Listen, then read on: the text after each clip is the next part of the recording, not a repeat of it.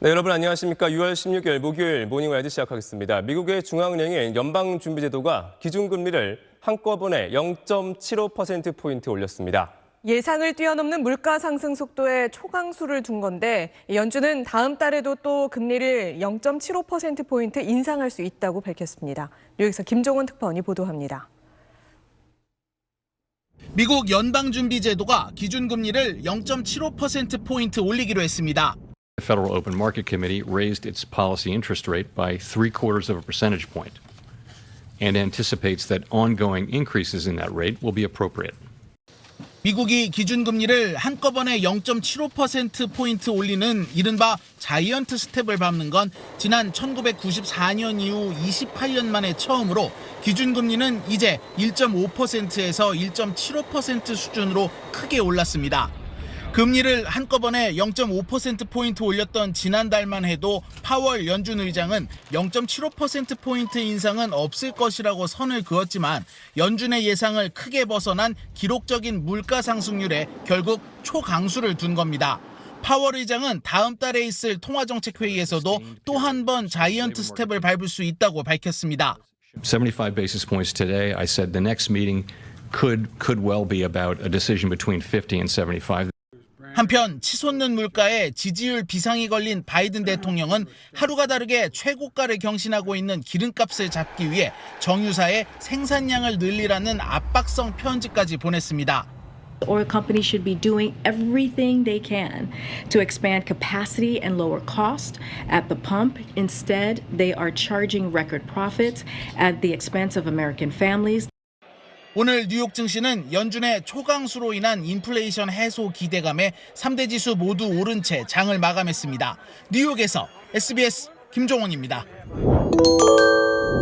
여러분 안녕하십니까. 사흘 연휴를 앞둔 오늘 금요일 뉴스는 경제 이야기로 시작해 보겠습니다. 지난달 물가가 얼마나 올랐는지 보여주는 통계가 나왔습니다. 지난해 같은 달보다 5.4% 올랐습니다. 2008년 금융위기 이후 14년 만에 가장 많이 오른 겁니다. 감자나 고기 같은 먹을 걸 비롯해서 기름값, 전기, 가스비 할 거 없이 대부분 다 올랐습니다. 문제는 지금도 이렇게 힘든데 이런 흐름이 앞으로 1년 더 이어질 수 있다는 점입니다. 오늘 첫 소식 조기호 기자가 전하겠습니다. 서울의 한 음식점입니다. 24년째 같은 자리에서 가게를 해온 이회숙 씨는 요즘처럼 힘든 적이 없다고 말합니다. 제가 그 12,300원짜리 진미채 1kg를 사던 게 오늘 가니까 15,000원이 오르고 가스비도 마찬가지예요. 보통 한 18만 원, 17만 원 선이었는데 우리가 그렇게 장사가 오히려 떨어지는데도 24만 얼마가 나왔더라고. 지난달 소비자 물가는 1년 전보다 5.4% 상승하면서 금융위기 때인 2008년 이후 13년 9개월 만에 5%대를 기록했습니다. 생필품만 따로 계산하는 생활물가지수는 6.7% 상승했습니다.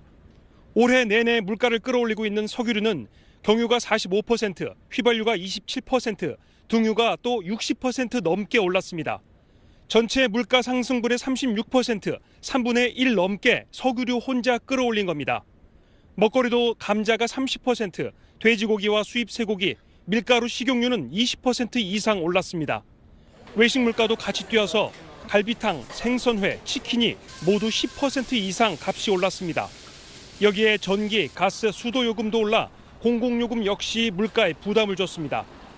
물가는 6, 7월에 5%대는 당연하고 6%대로 오를 거란 전망까지 나옵니다. 전쟁과 공급난 같은 나라밖 상황이 풀리지 않는 게 가장 큰 원인입니다. 대외적 물가 상승 요인들이 지금 완화되고 있다고 보기는 어려운 상황인 것 같고요. 그래서 다음 달에도 상당폭 오름세를 지속할 가능성이 큰 것으로 보고 있습니다. 정부는 고속도로 통행료나 기차표, 임대주택의 임대료 같이 직접 조절할 수 있는 부분을 관리하겠다고 했지만 고삐 풀린 물가를 잡기엔 역부족으로 보입니다. SBS 조기호입니다. 여러분 안녕하십니까. 오늘 휘발유 가격이 역대 최고치를 기록했습니다. 리터당 2,064원을 넘어선 겁니다. 기름 넣기 겁난다는 말이 나올 정도지만 가격이 내려갈 조짐은 전혀 나타나지 않고 있습니다. 먼저 정부희 기자가 보도합니다. 서울의 한 알뜰 주유소, 기름을 넣기 위해 차례를 기다리는 차들로 붐빕니다. 그나마 주변 주유소보다 가격이 저렴하기 때문인데 이곳마저 휘발유 가격이 리터당 2,000원을 넘겼습니다. 한 달에 약 기름값이 90에서 100여만 원 들어가던 게 지금 150만 원에서 160만 원 정도 들어가고 있어요. 그러니 기름 한번 넣기가 겁나고요. 오늘 전국의 리터당 평균 휘발유 가격은 어제보다 7.8원 올라 역대 최고치인 2,064.59원으로 집계됐습니다. 이전 최고치였던 2012년 4월 2,062원을 10년 2개월 만에 넘긴 겁니다. 제주도는 2,137원, 서울도 2,129원까지 가격이 치솟았습니다. 정부는 지난달부터 유류세를 30% 인하했고 휘발유 1리터에 붙는 세금은 820원에서 574원까지 줄었습니다. 유류세 인하폭을 고려하면 사실상 휘발유 가격은 2,300원대까지 오른 셈입니다. 연일 최고치를 경신하는 경유 가격도 2,063.53원으로 휘발유 가격과 차이가 없습니다. 러시아의 우크라이나 침공으로 공급이 불안해진 상황인데 산유국들의 추가 증산 계획이 불투명한 데다 수요까지 더 늘어날 전망입니다. 미국에서 이제 곧 휴가 시즌이 돌아오기 때문에 이때 휘발유차의 운행이 급격하게 늘어납니다. 휘발유 가격은 현재보다 더 올라가거나 아니면은 유지될 가능성이 높습니다. 지난 4월 2년 만에 적자로 돌아선 경상수지가 휘발유 가격 상승으로 더욱 악화될 것이라는 우려도 나오고 있습니다. SBS 정부희입니다. 우리와 밀접한 미국 상황도 비슷합니다. 휘발유 가격이 뛰면서 물가지수가 41년 만에 가장 많이 올랐습니다. 대신 주가는 급락했습니다. 다음 주 초 우리 증시는 또 어떨까요? 이어서 문준모 기자입니다. It's a lot of other things I can't do because I have to pay for gas. You know what I'm saying? Less food, less playtime. You know what I'm saying? Because I got to put gas. I got to go to work, right? I will stop driving. 미국 물가 상승을 주도한 건 휘발유 가격입니다. 미국 내 휘발유 평균 가격은 1갤런, 즉 3.78리터당 1년 전 3달러에서 5달러 수준으로 올랐습니다. 이에 따라 지난달 소비자 물가 지수는 1년 전에 비해 8.6%나 급등했습니다. 2차 오일 쇼크의 여파가 이어졌던 1981년 이후 41년 만에 최대폭 상승입니다.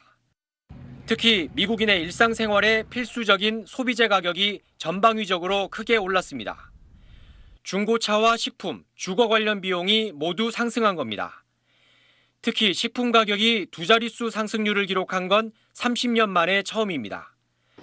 끝날 기미가 보이지 않는 우크라이나 전쟁과 중국의 고강도 방역 조치로 글로벌 공급망에 차질을 빚고 있기 때문입니다.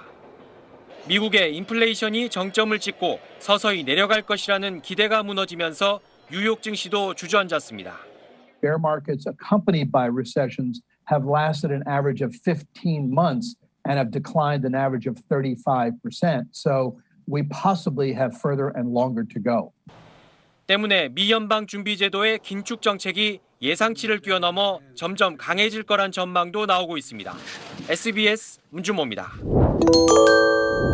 다음 소식입니다. 금융시장이 연일 흔들리고 있습니다. 오늘도 주가는 떨어져서 코스피는 2,500선이 무너졌고 원달러 환율도 크게 출렁였습니다. 지금부터는 우리나라 안팎의 경제 상황 종합적으로 짚어보겠습니다. 먼저 김정우 기자입니다. 장이 열리자마자 추락하기 시작한 코스피는 결국 2,500선이 무너진 채로 장을 마쳤습니다. 코스피가 2,500 아래로 내려간 건 2020년 11월 이후 1년 7개월 만입니다. 외국인 투자자들이 지난 일주일 동안 2조 6천억 원이 넘는 주식을 팔아치운 영향이 컸습니다. 연기금을 중심으로 기관 투자자들이 버텨봤지만 역부족이었습니다. 외환 시장에서도 힘겨운 싸움이 이어졌습니다. 1달러에 1,300원을 뚫을 거란 위기감이 커지자 외환당국이 상황을 지켜보고 있다며 개입 신호를 보낸 데 이어 실제로 달러를 시장에 풀어 환율 방어에 나선 걸로 추정됩니다. 장 후반에 좀 외환당국의 개입 경계감이 좀 강하게 반영이 된 것으로 보이고 있고요. 추정에 의해서 봤을 때에는 상당한 부분 또 실개입이 단행된 것 아닌가. 그 결과 한때 1,290원을 뚫었던 환율이 조금 떨어지긴 했지만 불안감은 여전합니다. 금융시장이 흔들리자 정부는 경계 수위를 더 끌어올렸습니다. 주가와 환율 공방이 벌어지던 오전 11시, 추경호 부총리는 경제전쟁의 대장정이 시작됐다고 선언했습니다. 물가는 치솟고 금융과 외환시장의 불안이 갈수록 커지는 복합 위기가 왔다고 진단하면서 유사시에 쓸 비상대책을 재점검해야 한다고 주문했습니다. 하지만 당장 모레 미국 중앙은행이 기준금리를 또 한 번 크게 올리는 결정을 할 걸로 보여 국내 금융시장도 당분간 변동성이 커질 걸로 예상됩니다. SBS 김정우입니다. 오늘 정부와 여당, 대통령실은 새 정부 5년 동안 경제를 어떻게 이끌어갈지 방향을 논의했습니다.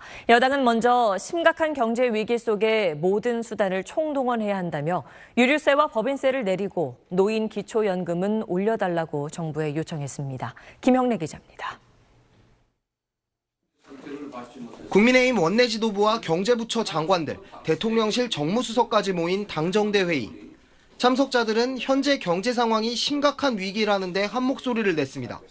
해발 요인과 누적된 근본적 문제가 중첩되어 나타나 1, 2개월 내에 쉽게 호전될 상황이 아니며 상당 기간 고물가 속에 경기 둔화 양상이 지속될 전망입니다.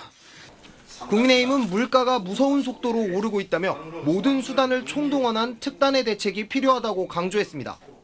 먼저 정부의 유류세 탄력세율을 최대한 적용해 인하폭을 더 늘려달라고 요구했습니다. 정부가 유류세 인하 조치를 유지하고 있지만 유가 상승 속도를 따라갈 수 없는 실정입니다. 국민들은 유류세 인하 효과를 제대로 체감하지 못하고 있습니다. 기업 투자를 이끌어내기 위한 법인세 인하도 요청했습니다. 경제가 불황일수록 사회적 약자는 더 큰 위기로 내몰린다며 윤석열 대통령 공약이었던 노인 기초연금 인상과 한부모 가정 양육비 지원 상향 같은 대책도 마련하라고 촉구했습니다. 당정은 하지만 마찬가지로 대선 공약이었던 전기요금 동결은 인상이 불가피하다고 퇴로를 열었습니다. 문재인 정부가 인상 요인을 억누르고 있다가 새 정부에 떠넘겼기 때문이라고 책임을 돌렸습니다. 대통령실 고위 관계자는 경제 위기가 길어질 상황인 만큼 공공요금 인상은 물가 부담을 고려해 결정될 거라고 설명했습니다. 경제부처 장관들은 당정협의 내용을 포함해 내일 오후 새 정부 5년의 청사진을 담은 경제 정책 방향을 발표합니다. SBS 김영래입니다.